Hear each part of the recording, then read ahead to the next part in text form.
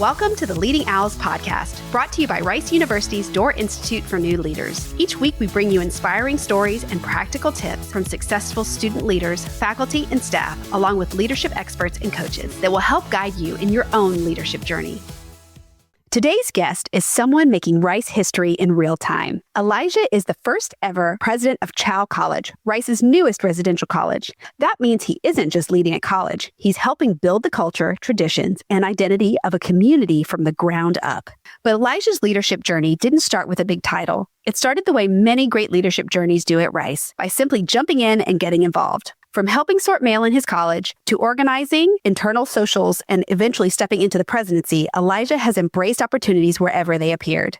In this conversation, we talk about what it's like to lead when there's no blueprint, how to build culture when traditions don't yet exist, and why Elijah believes that increasing your luck surface area might be one of the most powerful things students can do at Rice. Let's jump into the conversation with Chao College President Elijah. Hi, Elijah. Thanks for joining us. Thank you for having me. So you are the first ever president of Chao College. What does that actually feel like? It feels like every day is a new, exciting journey. You never know what's coming, but you always know that there's something exciting to look forward to. Every day is unprecedented. That's probably the perfect word for starting a new college. Unprecedented. Yes. That's like when people ask me, they're like, oh, like, what's like the difference? Like now that we have the president cohort for the upcoming year with all the other colleges, it's like, oh, what's the biggest difference? And I'm like, I don't have a changeover document. This is not like every day is, this hasn't happened yet. So yeah, every day is something new and unprecedented. Just sink or swim. Yes, exactly. When you found out you'd be leading a brand new residential college, what was your first thought or first thoughts? There was a lot of first thoughts. I think one of the like immediate first thoughts is like, I can't believe this is happening. I think that was one of the first one. I think another one was, what have I gotten myself into? I think another one was, I think a lot of reflection. So I worked on the founding committee. I actually am going on just over a year of working on this project. But now it's like, it's funny because I knew people ask like, oh, are you ready to be president? And it's like, I mean, no, are you ever really ready? You can only be so ready. But in that scope of things, once we went through the election and I got the position, it was like immediately hit the ground running. There was no room for stopping. So I think it's crazy because, again, I've been working on this project for just over a year in a completely different capacity. And now that I am president, it's something completely new that I guess I just really, you don't realize how different it's going to be until you're doing it. I know there's many things people don't realize about what it takes to start a college from the ground up. But what's one thing you think people would not think about? Oh my gosh, I have this conversation almost daily because I think I'm grateful that I'm not yet having to worry about running the day-to-day operations of a college. But I think about like, I was having a meeting yesterday with my core team and we're like, let's start looking at standardized fonts for branding standards. And it's like, those are the conversations that I think people don't realize that I have. Actually, right before this, I had a meeting with the furniture team to pick furniture for different rooms. And it's just, I have bigger things like we just got done with 24-hour challenge and things like that everyone is having to do within the residential college. But yeah, I think people don't realize that we're looking at the Pantone shades of our official colors. Yeah. That's right. You don't have anything. No colors, no fonts, all that stuff everyone else takes for granted. Yeah. Exactly. From the real big picture things to the most minute details, everything is a conversation and a decision that there's a lot more work behind than people realize. So taking it back to the start of your leadership journey that led you here, you've said your leadership, especially at Rice, has come from a willingness to jump in and go for it. I mean, clearly, since you're running a brand new residential college, so where do you think that mindset came from? Yeah, I think the reason that I fell in love with Rice was because of the residential college system and the unique culture that it kind of fosters on campus. In me plugging in as a freshman, I joined a committee. I did the things that you're supposed to do. But I think it was about putting myself in places where I could allow things to happen.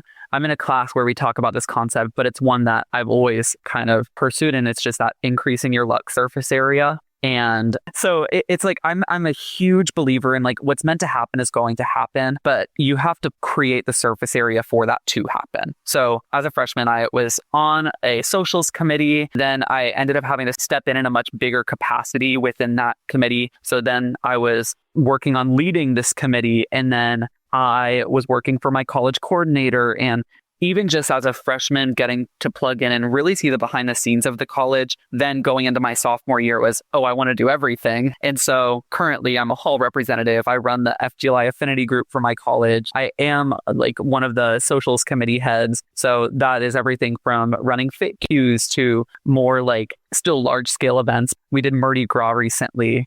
So different events like that just to foster engagement within my residential college. And I think it's given me a pretty unique lens into engagement and how programming is so impactful within that. With that, along with working on the founding committee for Chao, I was like, okay, like, would I have ever thought this was something I was going to do? No. But again, it's creating that surface area for things to happen. And when you find yourself in it, then it's like, this is meant to happen is what happened. So yeah, I'm excited.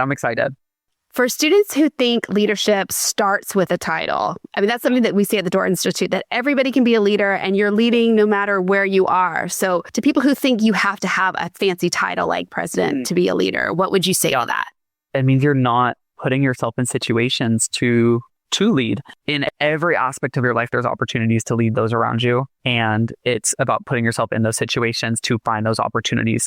Again, as a freshman, I never would have imagined I would have been a committee head, but it's just in me showing up to meetings and me engaging with the other heads and things like that. But I mean, when opportunities arise, they're going to look to you at that point because they know that you care. They know you're engaged. I think it just goes back to how you present yourself. And if you show those around you that you care and you're willing to put in the work, then the opportunities will find you. And I really firmly believe that. I think within the residential college, there is 1,001 opportunities to lead. It really is just a mindset. So put yourself out there and engage with those around you. And again, I think the opportunities will find you. I love that. That's great advice for our new students who are coming in. So back to starting this college from the ground up. Yep. What is the biggest leadership challenge when there is no blueprint? Oof. I think it really is that there is no blueprint.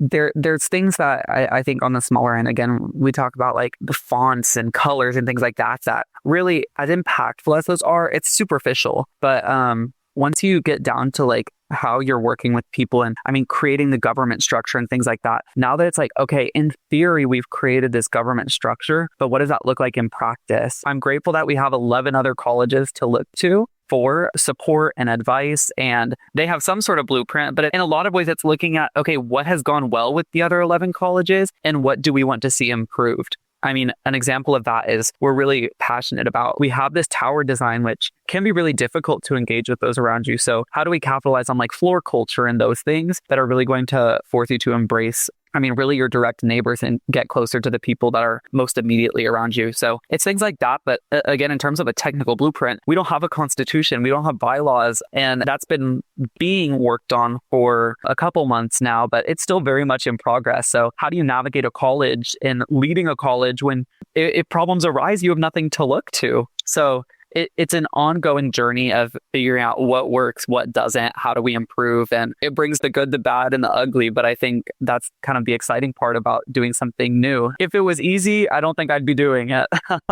Including the fonts and the colors and all the things that you're building, you're also building in college traditions, which are sacred to all of the students who are a part of that college. Is there one college tradition that you can share with us that you're hoping to bring to Chao? Oh gosh. I don't know that there's a set one that I'm super like excited for yet. I think the word tradition is something that is so sacred, especially on the Rice campus. And I think I am very protective of that word because I think all a tradition is a passion project that sticks. With my role as president, I don't see my role as a tradition builder. I see it more as like a foundation pourer. And I want to create the foundation so that if someone comes to me and says, hey, I want to do this, I have this passion, let's make it work. Let's find a way to execute it. And then if it sticks, it sticks. And there's our tradition. But I think I see my role more as an aid to help people with those passions so that we can figure out what sticks and see in the next 5-10 years what's still happening. I love that because you're not just putting everything out there. You also want to look and see how it's received and then take that feedback and then make adjustments as needed. Yeah. Yes. I'm a business and cognitive science major, and the reason for that is because I really am passionate about the business side of things, especially in a work setting. But I think my perspective in taking these like classes within cognitive science and things like that, I mean, how much perception and those things affect you and the way that you walk through your life. I think being able to really pull in that psychology of it. I mean, there's a lot of science behind engagement and pulling that into the residential college. Again, what works, what doesn't, and how do we continually improve to make a better experience for students. So let's take it back to Chick-fil-A. You started working at Chick-fil-A at 15, became a supervisor at 17, leading 30 plus people. What did that experience teach you about leadership under pressure? Ooh, it taught me a lot. I think a lot of the ways that I operate as a leader now kind of go back to my days at Chick-fil-A. So I started at 15. I got certified trainer when I was 15. I got team leader at 16, supervisor at 17. I really do have this insatiable desire to keep learning and growing. And I think that really is what it was that every day was a growth opportunity.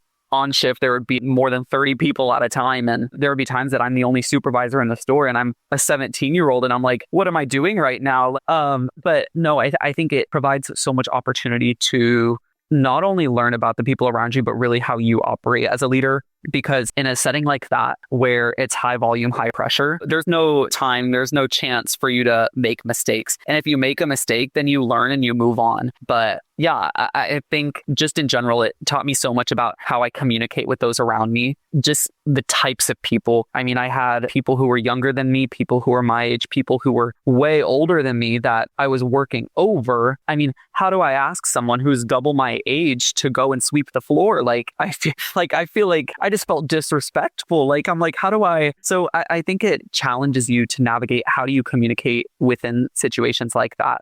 Because at the end of the day, like your team is built from the ground up and it often does start at the top. But how do you create that culture where, I mean, I think in my time, it got to the point where I'm not having to ask people to sweep because they know that there's an expectation and people want to do their best. And I think if people care, then they're going to put in the work, whatever that takes. And so, yeah, I think with Chick-fil-A, it was every day is something new. Every day is something exciting. It's the good, the bad, and the ugly, but it's high volume. It's high pressure. There's no time for you to wallow in your mistakes. So it's just about keep growing, keep pushing through the challenges, do better every day. Yeah, keep that drive-through moving. Yes, exactly. What's different about leading peers at Rice versus leading employees at work? There's more consistency with my peers. Again, in a work environment, you have a much broader range of people, especially with age, but people's backgrounds and experience and things like that. I think in a setting like the residential colleges, we're all around the same age. Now, people come from completely different backgrounds and cultures, but I think that kind of diversity within how we operate just creates more room for more culture within the residential college. I think sometimes it's challenging because I culturally may not understand where someone's coming from, but I think it's a learning opportunity for me and how I approach things. I took a class last year and we talk about the surface versus deep level diversity and how that kind of changes the way you work with a team. That's really the best part about it is at Rice, there's so much surface level diversity, but really like at the core, we all made it this far. And so how do you capitalize on people's strengths to empower them to be the best leader, the best committee head, the best hall rep, really anything? I think it's just about empowering people to engage with the community and bring their ideas forward and just participate. I think that's really a big thing is just getting people to participate. I love that. What's one leadership skill from Chick-fil-A that you use today as college president?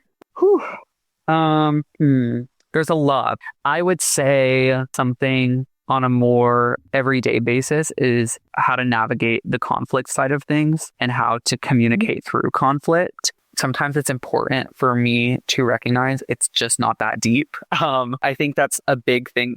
So many people at Rice are just pure perfectionists, and myself included. that it's really important for me to remind myself that it's really just sometimes it's not that serious. Pick your battles, whether that is just a stupid little conflict thing. How do you go about that? And I think really it's just creating space for open communication. And then with those more deeper conversations where there is more conflict, how do you navigate that effectively? Because again, Rice is a small campus and you want to be friends with those around you and you want to have those close bonds. So yeah, I think the biggest thing is creating room for open communication and navigating those challenges, but especially just recognizing when is it worth it and when are things not that deep. If I really wanted to be nitpicky about all the mistakes I make in a day, then I do not think that I could be president because every day there's new mistakes. But again, it's how do you grow from that, I think is the bigger thing there.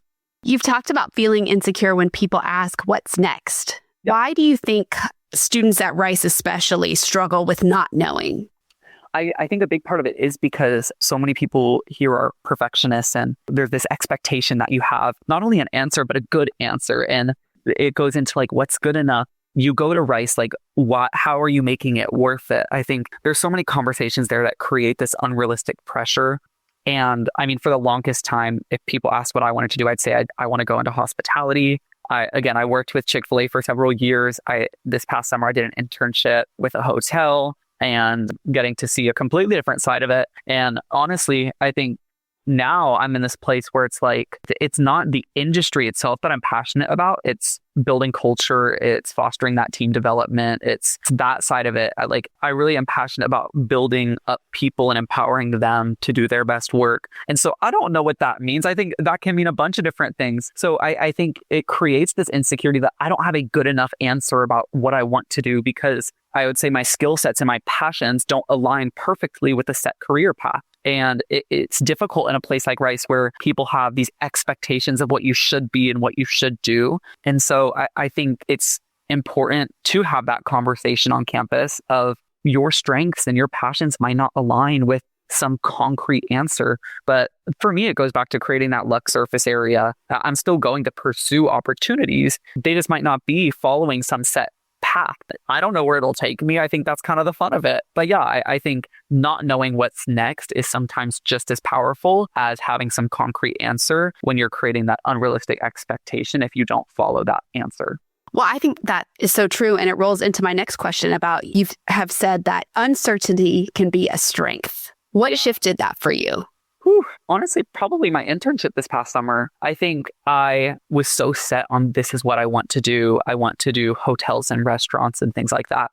As much as I still value that industry, one thing that I say is it's almost too small scale. I don't want to be thinking about one building and one operation. And I enjoy the chaos of this spider web of things going on at once. I think as I have more leadership responsibilities and I have more roles within my time at Rice, I think, and I've realized more and more that I love this spider web of chaos. And it really is that. I think uncertainty creates opportunity for allowing yourself to have freedom to do whatever you want to do. If I would have made a set path for how I want to spend my time at Rice, then I never would have gotten here. And so letting yourself have that uncertainty, again, I think it creates the opportunity to pursue things that you never would have imagined.